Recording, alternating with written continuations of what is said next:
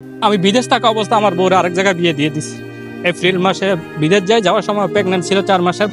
আমি আরো বলছিলাম যে আমার প্রথম বাচ্চা হলো হাফেজ বাবা, এবার চাইলেও হোক বাবা, সেটা দাঁড়া দাঁড়া ঘুরতে পারে কিন্তু কোনো বিচার পায় না। স্ত্রী সন্তানের সুখ শান্তির জন্য বিদেশের মাটিতে কঠোর পরিশ্রম করে শরীরের ঘাম ঝরাচ্ছেন স্বামী, আর দেশের মাটিতে পরকীয়ায় মত্ত হয়ে আনন্দ উল্লাসে দিন কাটাচ্ছিলেন স্ত্রী। প্রবাসীর কষ্ট টাকা লইয়া বই এবার চলে যাও, আমি তো আনন্দ মেরে গেছি। কোনো কিছুর মধ্যে আমি বিচার পাই না, কোনো কিছুর মধ্যে বিচার পাই না। এই জগতের সব অন্ধকার, প্রবাসীর জন্য সব অন্ধকার। আপনারা এতক্ষণে যে ঘটনাগুলো দেখলেন, এগুলো বিচ্ছিন্ন কোনো ঘটনা নয়, বরং আজকের দিনে বহু প্রবাসীর জীবনেই এই ঘটনাগুলো হয়ে উঠেছে বাস্তবতা। প্রবাসীরা যাদের জন্য জীবনের সমস্ত সুখ স্বাচ্ছন্দ্য আনন্দ উল্লাস ত্যাগ করে দিনের পর দিন বছরের পর বছর হাড় ভাঙা পরিশ্রম করে, সেই আপনজনদের কাছ থেকেই কখনো কখনো প্রবাসীদের জীবনে নেমে আসে গভীর অন্ধকার। প্রবাস জীবন মানেই নীরব এক যুদ্ধ। নিজের দেশ থেকে হাজার মাইল দূরে আপনজনদের ভালো রাখার তাগিদে নিজেকে বিসর্জন দেওয়ার নামই যেন প্রবাস জীবন। অথচ অনেক প্রবাসীর গল্পের শেষটায় এসে দেখা যায় ত্যাগ আর ভালোবাসার বিনিময়ে তারা পায় অবহেলা, বিশ্বাসঘাতকতা কিংবা পারিবারিক কলহের নির্মম শিকার। এই অশান্তি শুধু মানসিক নয়, অনেক সময় তা অনেক প্রবাসীর জীবনে ধ্বংস করে দেয় সম্পর্কের ভিত্তি, পরিবার, এমনকি জীবনকেও।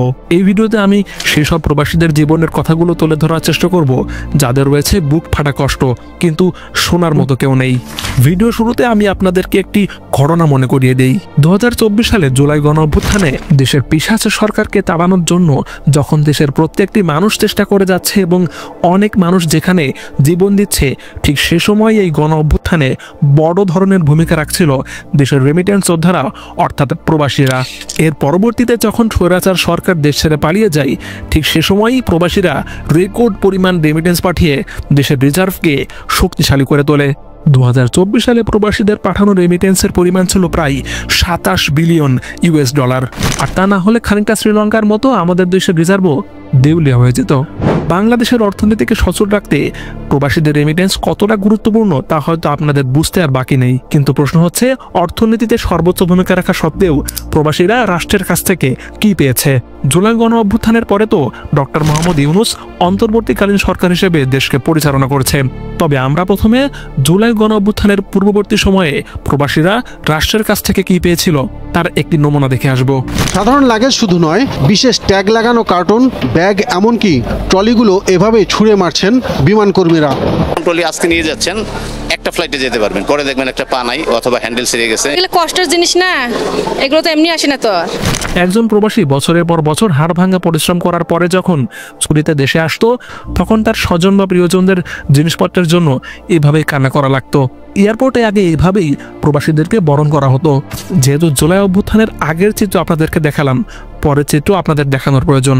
উল্লেখ্য, এখানে সরকার ও রাজনীতি নিয়ে কোনো ধরনের তুলনা করা হয়নি। আগে যেরকম ওই বটতলা বসতে হতো, এখন যেরকম এসির মধ্যে এসে আমি ফ্রিলি বসতে পারতেছি ফ্যামিলি সহকারে। বর্তমানে যেটা আছে এটাতে আমি সন্তুষ্ট। আরও যদি ভালো হয়, এসি মেসি ঠিক থাকে, তাহলে আরও ভালো লাগবে। কিন্তু এটা তো সবেমাত্র প্রবাসীদের দেশে ফিরে আসার চিত্র। এবার আমরা দেখব অনেক প্রবাসীদের দেশে ফিরে আসার পরে তার পরিবারের অবস্থা সম্পর্কে। প্রবাসী থাকা অবস্থায় প্রবাসীর টাকায় তার বোনের বিয়ে, বাড়ির লোন চোকানো, ছোট ভাইয়ের চাকরি ইত্যাদি বিষয় তার পরিবার করে থাকে। কিন্তু ঠিক একই প্রবাসীর দেশে ফিরে তার নিজেরই থাকার জায়গা হয় না। অনেক সময় দেখা যায় যে প্রবাসীদের পাঠানো টাকা দিয়ে তার বাবা মা অন্যান্য ভাই বোনদের জন্য জমি জায়গা কেনা সহ বাড়িও তৈরি করে। যেখানে নিজ পরিবারের এই অবস্থা, সেখানে অন্যান্য আত্মীয় স্বজনের কথা কি বা বলবো?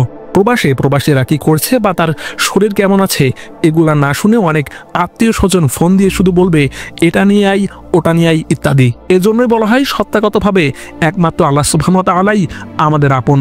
আত্মীয় স্বজন নিয়ে আমি যে কথাগুলো বললাম, এগুলো আপনারা আবার কেউ ভুল বুঝেন না। কথাগুলো আপনারা যারা শুনছেন চেষ্টা করবেন আপনার প্রবাসী আত্মীয়ের খোঁজ খবর নেওয়ার জন্য, তাহলে দিন শেষে তাদের ক্লান্তি অনেকটাই কেটে যাবে। এখন কথা বলবো যারা প্রবাসীদেরকে শুধু টাকার মেশিনই মনে করেন তাদের জন্য। বাংলাদেশ থেকে প্রত্যেক বছর অনেক মানুষ প্রবাসে পাড়ি দেয় কাজের উদ্দেশ্যে, কিন্তু ভুল মানুষদের অর্থাৎ দালালের খপ্পরে পড়ে অনেক মানুষের জীবন নিয়েই টানাটানি পড়ে যায়। 2024-এর পরিসংখ্যান অনুযায়ী প্রায় 88,868 জন মানুষ অবৈধভাবে বিদেশ গিয়ে দেশে ফিরে এসেছে। এছাড়া 2024 সালে প্রায় 4,813 জন মানুষের লাশ দেশে ফেরত এসেছে। এভাবে অনেক প্রবাসী বুক ভরা কষ্টকে পাথর চাপা দিয়ে তাদের পরিবারের জন্য দিনের পর দিন রাতের পর রাত প্রবাসে হাড় ভাঙা পরিশ্রম করছে। ভিডিওর পরিশেষে একটি কথাই বলবো, যে সমস্ত প্রবাসীরা হাড় ভাঙা পরিশ্রম করছেন শুধুমাত্র তাদের পরিবারের মুখে হাসি ফোটানোর জন্য, সে সমস্ত পরিবারেরও উচিত সে মানুষটাকে একটু বোঝার। আর যে সমস্ত ছেলেরা তাদের প্রবাসী বাবার টাকায় ফুটানি মেরে বেড়ান, তাদের উচিত সেই পরিবারকে একটু খেয়াল রাখার জন্য। দেখা হবে পরবর্তী কোনো ভিডিওতে।